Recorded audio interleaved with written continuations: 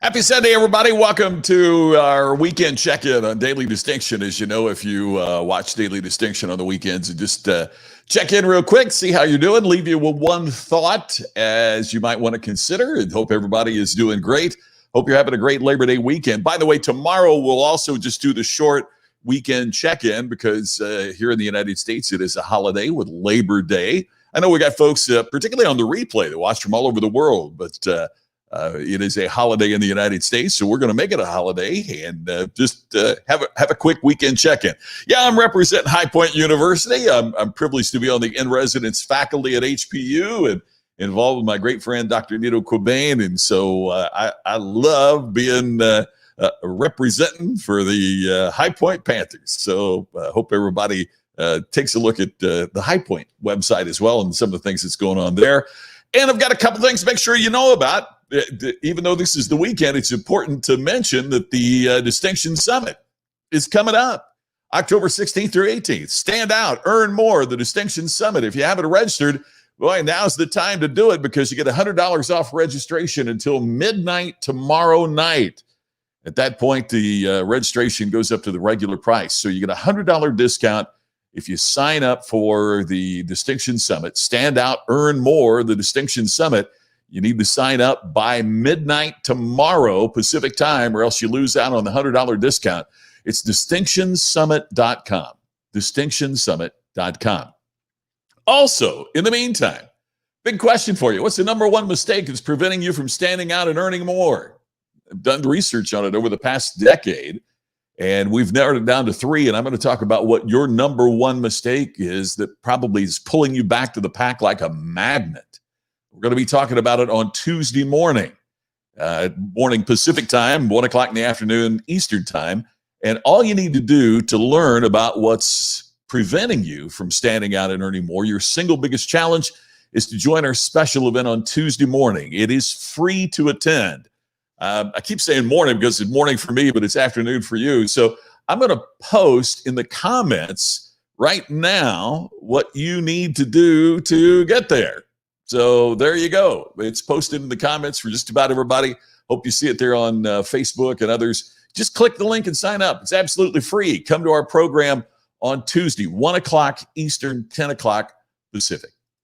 Hey, Scott, great to see you. Happy Sunday. I look forward to seeing you tonight as well, I hope. The Sunday evenings, of course, are the nights for the Ken and Glenn Show with a guy named Scott. We're going to be doing that at 8 o'clock Eastern and 5 o'clock Pacific. Darcy, I was talking to my sister, and she was saying it was great weather back in Indiana. I watched a little bit of the Kentucky Derby festivities yesterday afternoon, and it looked like it was fantastic weather there in the area. Oh, there you go. You like the hat, Cheryl? It's the new me. It's the High Point me. Been out running around. Mike, great to see you, and thank you. Tammy is doing very well, and I'm doing great. Donovan, looking forward to talking with you as well. I appreciate our connection. So great to see you. So don't forget, join our free event, and you can click on the, we've got it there on Facebook, on our Daily Distinction page, on the business page. Also, we have it on our YouTube page. It is there on Twitter. And so all of that is right there for you. Love to have you join the event that we're doing on Tuesday. Okay?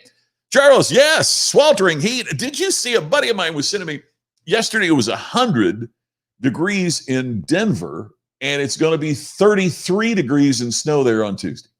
How crazy is that? Just absolutely crazy.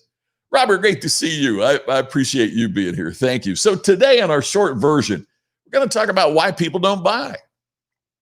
I'm not just talking about if you got something to sell, a product in the marketplace. It might be an idea that you're trying to talk to your kids about. It might be a project that a civic organization that you're a part of, or a church, mosque, synagogue, whatever might be a part of. Why don't people buy into it? Why don't people engage? Why don't they commit? Now, there's a number of reasons, and obviously we can't cover them all. But I'm going to tell you one that I think we often don't pay enough attention to.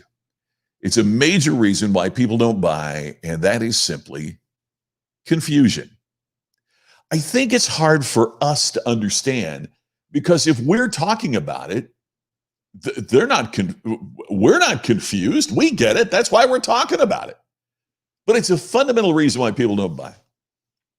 I can tell you that from my own experience in my own career.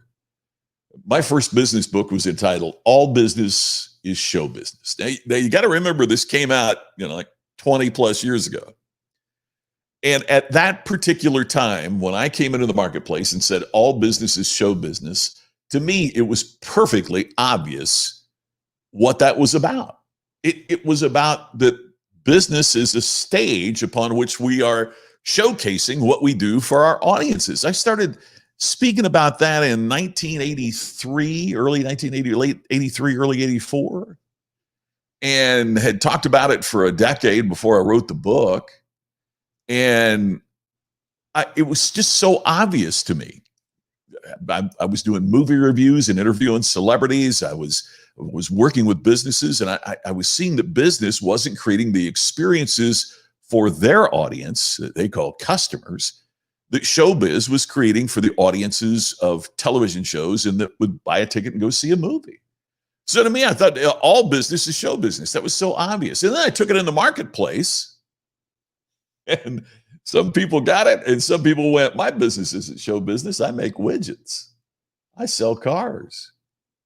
I market computers. My business isn't show business. My business is computers or automotive and I had to explain it. Now, if I could explain it to them, then they bought into it. But if I didn't get a chance to explain it and it was just there in the marketplace, it didn't create a result. It created confusion, and a confused customer never buys. Matter of fact, they should be called confused prospects, not confused customers, because if they're confused, they don't buy. So then I came out with my next book, which was titled What Customers Really Want. And that thing sold a gazillion copies. You know why? Because you could pick it up and say, well, this book's about what customers really want. And potential readers went, yeah, I need to know what customers really want. And they bought the book. Eliminating confusion drove sales through the roof. And it taught me something so impactful and so valuable, is that just because we're not confused doesn't mean the customer isn't confused. And we have to work to eliminate customer confusion. Hey, Jill, happy Sunday to you. It's always great to see you. Thank you for being here. Jim, thank you so much. I am so glad you said that. You have made my day. Thank you for that. I truly appreciate that. Yes, and some things have to be explained multiple times or in a more simple way. We got to follow up. That's exactly right, Donovan. That's part of what we have to do. I found this on Wikipedia. I thought this was a really good definition. It says, customer confusion is a state of mind that leads to consumers making imperfect purchasing decisions. Now, an imperfect decision could be, I decide not to do anything, right? Or I make the wrong choice. But an imperfect decision is one where there is what is technically called post-purchase dissonance, which is buyer regret. So it can lead to them making imperfect purchase decisions or lacking confidence in the correctness of their decision, which frequently means they don't buy anything. They're confused about many things. They're confused about who they should buy from. They're confused about what is the best alternative for them in the marketplace. They're even confused about why they should buy anything at all. So when there is confusion, what do we need to do? Now, again, today is just a short check-in, but I want to give you 3 ideas. Just 3 ideas that can help us as we work to eliminate customer confusion. First of all, it's listen to them.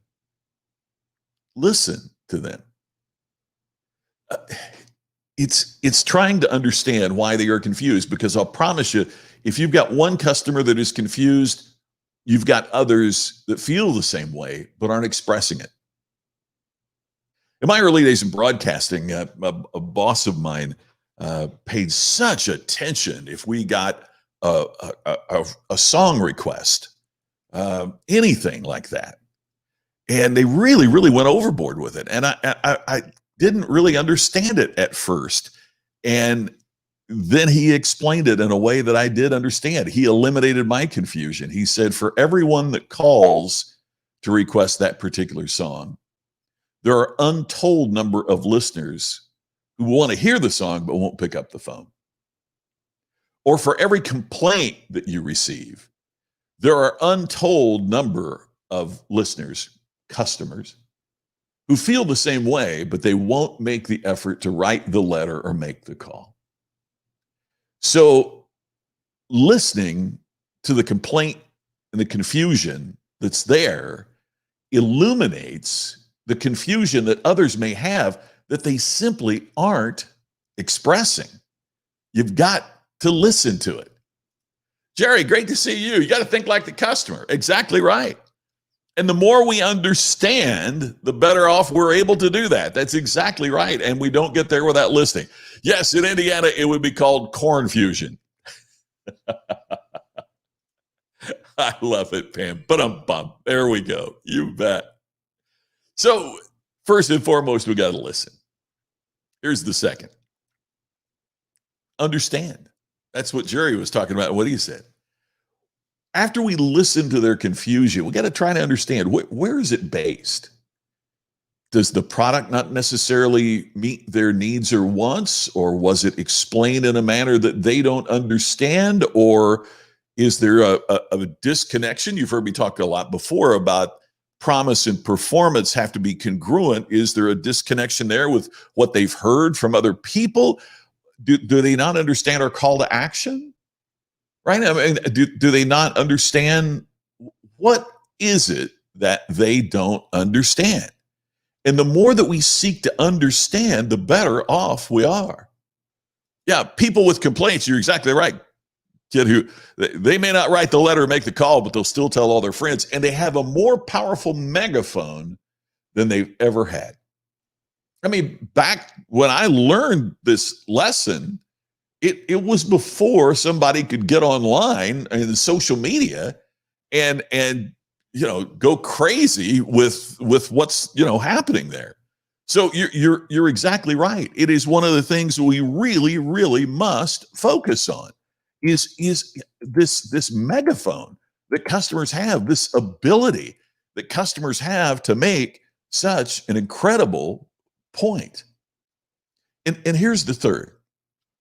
Seek to softly resolve their confusion. I want to tell you why I put softly in there. Because if we try to aggressively resolve their confusion, it's very easily, unintentionally, making them feel bad about being confused. At the end of the day, we've got to own their confusion. If we explained it in a manner that they understood, then they wouldn't be confused. And yeah, they might not have been paying attention, and they might not be where we need them to be, all that kind of thing. Absolutely right. But we have to own their confusion. And assertively trying to unconfuse them can come across wrong so many times. So we got to seek to softly resolve their confusion and do it as if the world was watching, because it is. Because when they now post on Yelp or Google reviews or wherever they can, so anywhere, Twitter, anywhere, Facebook, on social media, they can post about it. It's going to be, did they help you, or did they make you feel inferior because of the confusion? So how they feel about your efforts to resolve their confusion, it's absolutely critical. So the three again. Number one, listen. Don't start trying to solve their problem until you've listened to it thoroughly, because it's going to illuminate how they and many other prospects and customers feel. Second, try to understand where's this coming from? Do we not understand their need? Did they not understand our communication? Did they not get our call to action? And finally, softly seek to resolve their confusion. and do it as if the world is watching, because, in fact, probably is. Hey, what's the number one mistake preventing you from standing out and earning more? That's the question that we're going to be talking about in the webinar that's coming up on Tuesday. I'd love to see you there. All you need to do is to go to the link that I've posted here, and it will tell you everything you need to know about signing up. It's absolutely free. You see the countdown going on there until we get it started. So I'd love for you to join me at the webinar. We don't call them webinars anymore. We call them live web events. But you can find that website and just check in with it at the link that I posted here earlier on. So love to see you there. I'll see you tonight, 8 o'clock Eastern, 5 o'clock Pacific, for the Ken and Glenn Show with a guy named Scott. I will see you tomorrow for a quick check-in. And hey, Eric, great to see you. Yeah, it's like dating. I love that analogy. I mean, we've got to communicate in a way that they understand. Do it softly. Do it sensitively. A great point. Hey, Robert, thanks so much. I hope to see you again on a future episode here. I sure hope we do. And I'd love to see you for the program on Tuesday at 1 p.m. Eastern, 10 o'clock Pacific. The link is there to sign in for that. It's absolutely free. We're going to talk about the number one reason that most folks get pulled back to the pack. Help you escape from that, help you stand out and earn more. That's the purpose. And by the way, earning more isn't just about money. It's earning more respect. It's earning more recognition. It's earning more of what you really want. So we'll talk about that on Tuesday. I look forward to seeing you tonight with the Ken and Glenn Show with a guy named Scott. I'll see you tomorrow at the same time for a little holiday check-in edition on Daily Distinction. Thanks as always for being here. I'll look forward to talking to you again tomorrow.